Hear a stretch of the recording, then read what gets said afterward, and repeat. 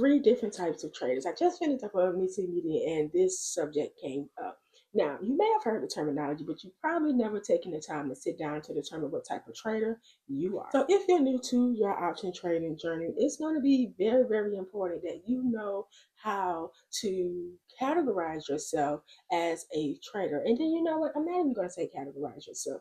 I mostly want to look at that as understanding where you thrive most and use that method consistently so that you're not just working around the different methods and you're messing up here, but you continue to go back to that style.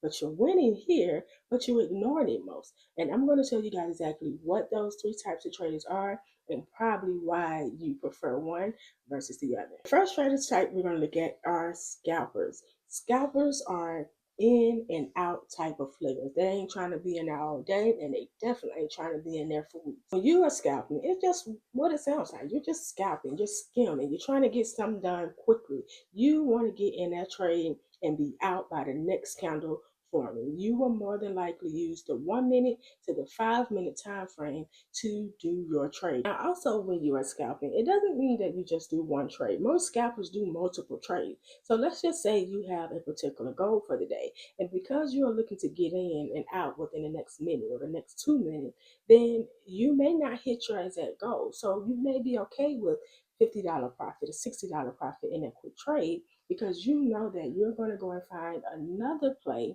so that you can do a quick scalp and add to your profit. So if you have, a goal of $100 a day, you may find yourself doing two trades because each scalp gave you about $50.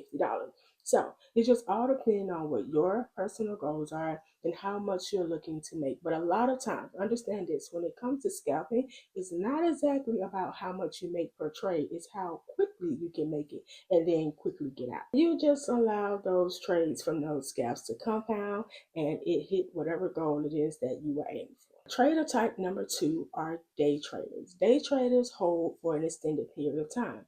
It's more than likely it will be longer than 1 to 5 minutes, of course, because some stocks take a little bit of time to make its move. Now, imagine you are trading support and resistance. You can't scalp that unless that thing is just moving hella fast and it hits resistance or hits support and it hits whatever entry that you were looking for. When you are day trading, you are more than likely looking for setups.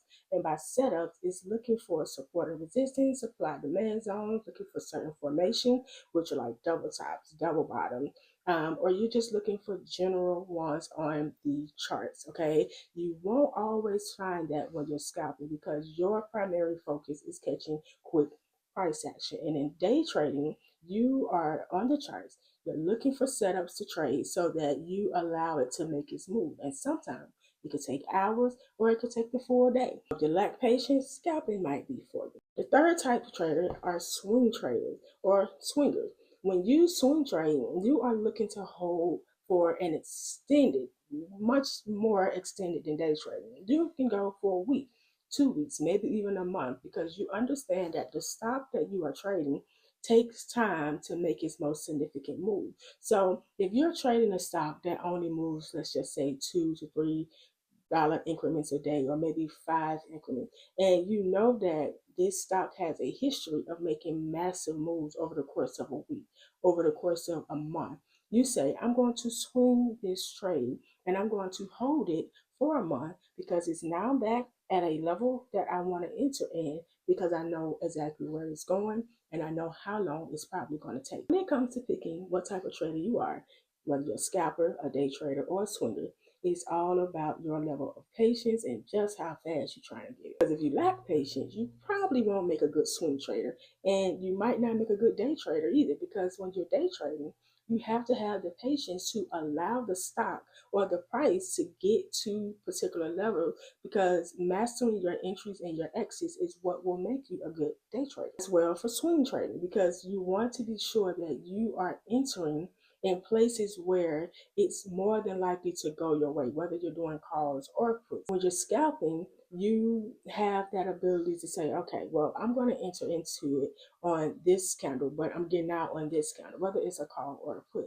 You're just catching quick movement, quick movement, quick movement, each one of your trades, and not, waiting for it to come back to this level or that level and then making your entry.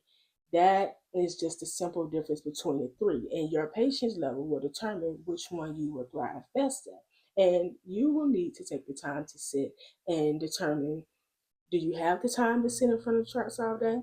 Do you have the ability to open multiple trades all day?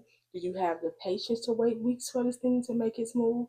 You have certain questions that you can ask yourself that will kind of help you navigate which type of trader that you want to be, or the one that you see the most wins. Take into consideration your schedule. Take into consideration, again, your patience level.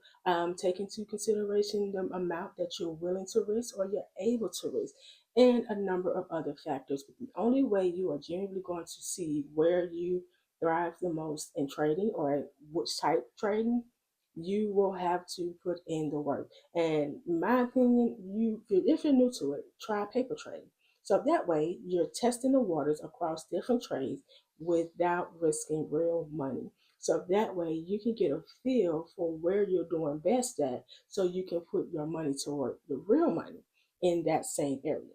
And lastly, if you are absolutely okay with small profits, $25, $50, and you're willing to close that trade, scalping could work. But you also gotta realize sometimes it's a little bit more risk there, because you're capitalizing on such quick price action.